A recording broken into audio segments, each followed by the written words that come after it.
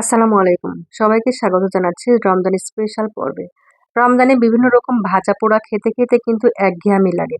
তাই যদি ইফতার একটু ডিফারেন্ট কিছু রাখা যায়, যেমন ধরেন তেহারি বা একটু লাইট মসলায় যেকোনো খিচুড়ি করা যায়। হ্যাঁ, আজ আপনাদেরকে তৈরি করে দেখাবো তেহারি। তবে এই তেহারিটা একদম ঝটপট রেডি মসলায় কিভাবে সহজভাবে তৈরি করবেন তারই একটি রেসিপি শেয়ার করব।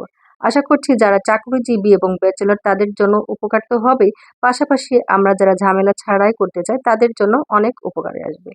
চলুন দেখে নিই। আমি এই তেহারি করার জন্য এখানে ৪ কেজি গরুর মাংস নিয়েছি। তবে এখানে খাসিও ব্যবহার করতে পারবেন বা মুরগিও ব্যবহার করতে পারবেন। আমি ছোট, ছোট পিস করে কেটে ধুয়ে নিয়েছি। আর এখানে হাড্ডি, চর্বি সব মিক্স একটা মাংস আছে। তো এখানে আমি চলে আসলাম চুলাতে। এখানে ২ কাপ পেঁয়াজ আর সরিষার তেল দিয়েছি। দিয়ে পেঁয়াজটা যখন লাল হয়ে এসেছে মানে বেরেস্তা মতো হয়ে এসেছে, তখন সেই কেটে ধুয়ে রাখা মাংসটা দিয়ে দিয়েছি। দিয়ে এখানে আমি প্রায় ৩-৪ মিনিট কষিয়ে নিয়ে এখন সেই রেডি মসলা যেটার কথা আমি বললাম, এই যে রেডি মিক্স মসলা, এটা পুরো ২ প্যাকেট দিয়ে দিচ্ছি। প্রতি ২ কেজির জন্য ১ প্যাকেট আপনাকে মসলা ব্যবহার করতে হবে। আর দিয়ে দিলাম স্বাদ মতো লবণ। এখানে আমি এক্সট্রা কোনো মসলা ব্যবহার করব না। কারণ এই মসলার প্যাকেটের মানে যে মসলা তার মধ্যে সব মসলাই দেওয়া আছে। তবে আপনারা কেউ চাইলে আদা রসুন বাটা দিতে পারেন। আমি বলব দেওয়ার দরকার নেই। আমার কথা বলতে, বলতে মাংস কষানো হয়ে গিয়েছে। উপরে যখন তেল উঠে এসেছে তখন আমি সেদ্ধ হওয়ার জন্য ঝোলের পানি দিয়েছি। পানির পরিমাণটা আমি বলছি না, আপনারা বুঝে শুনে দিবেন। আমি এভাবে ঢাকনা দিয়ে ঢেকে সেদ্ধ হওয়া পর্যন্ত রান্না করে নিচ্ছি। আমি টাইমটা বলছি না, আপনারা নিজেরাই বুঝতে পারবেন। যখন সেদ্ধ হয়ে গিয়েছে এই পর্যায়ে আপনারা যদি কেউ এই মাংস ফ্রোজেন করে রাখতে চান, তাহলে ঝোল আরেকটু শুকিয়ে নিয়ে আপনারা চুলার জাল বন্ধ করে আপনারা যতটুকুন সংরক্ষণ করতে চান একটা এয়ারটাইট বক্স অথবা জিপলক ব্যাগে করে সংরক্ষণ করে রাখতে পারবেন। যখন রান্না করবেন ২ ঘন্টা আগে মাংসটা বের করে রান্না করে নিলেই চলবে। আমি মাংস সবটুকু ঝোল থেকে আলাদা করে নিয়ে ওই একই পানিতে আমি দিয়ে দিচ্ছি আগে থেকে ধুয়ে রাখা পোলাওয়ের চাল, এখানে ২ কেজি। আগে থেকে ধুয়ে বা ভিজিয়ে রাখার দরকার নেই, ধুয়ে সরাসরি দিবেন। আমি দিয়ে ৩-৪ মিনিট কষিয়ে নিব। কেউ চাইলে এটা না কষালেও হবে। ২ কেজি চালের জন্য আপনাকে যা চাল তার ডাবল দিতে হবে পানি। আর একটু অবশ্যই লবণ দিবেন চালের পরিমাণটা বুঝে। আর লবণটা অবশ্যই নিজের স্বাদ বুঝে দিতে হবে। এখন আমি ৩-৪ মিনিট কষিয়ে এখানে ঝোলের জন্য পানি দিয়ে দিলাম।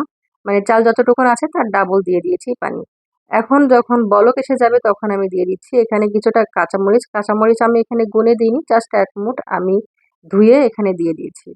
আর চাল যতটুকুন চাল তার অবশ্যই ডাবল পানি দিতে হবে। দিয়ে মিডিয়াম জালে রেখে দিতে হবে। যখন এই চাল থেকে পানি শুকিয়ে আসবে অর্থাৎ সমান, সমান হবে পানি এবং চাল, তখন আমি সেই রান্না করে রাখা মাংসটা এই পোলাওয়ের সঙ্গে দিয়ে দিব। দিয়ে একদম ভালো করে মিশিয়ে নিয়ে মৃদু আঁচে ঢাকনা দিয়ে ঢেকে রান্না করব যতক্ষণ না পানিটা শুকিয়ে যায় এবং চালটা ফুটে আসে। এরই মধ্যে আমি ঢাকনাটা খুলে একটু মিক্স করে দিয়েছি আর এখন দিয়ে দিচ্ছি কেওড়া জল। তবে কেউ চাইলে এটা বাদও দিতে পারেন। তবে দিলে আমার কাছে ভালো লাগে। আমি ঢেকে রেখেছিলাম পানিটা শুকিয়ে আসা পর্যন্ত। এরই মধ্যে একবার উল্টে পাল্টে দিয়েছি। ২ পাশে হাতলটা ধরে এখন দিয়ে দিচ্ছি ঘি।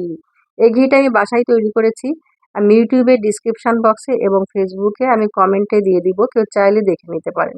এখন আমি ঢাকনা দিয়ে ঢেকে জাস্ট ৫ মিনিটের জন্য রেখে দেব একদম লো ফ্লেমে। ৫ মিনিট পর একটু আপনাদেরকে দেখাচ্ছি এটা কতটা ঝরঝরা হয়েছে।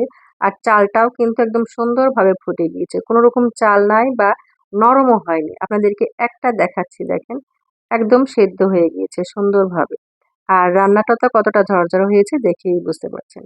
দেখলেন তো কত সহজভাবে একদম রেডি মসলায় তেহারিটা করে নিলাম। আর খেতেও কিন্তু ভীষণ মজার হয়। তাই এবারে ইফতারে রাখতে পারেন। আর ইফতার কেন যেকোনো দাওয়াতে বা অকেশনে আপনি এই তেহারিটা রাখতে পারেন। দেখবেন সবাই খুশি হবে। আজ বিদায় নিচ্ছি। ভালো থাকবেন সবাই। দেখা হবে নেক্সট ভিডিওতে নতুন কোনো রেসিপি নিয়ে।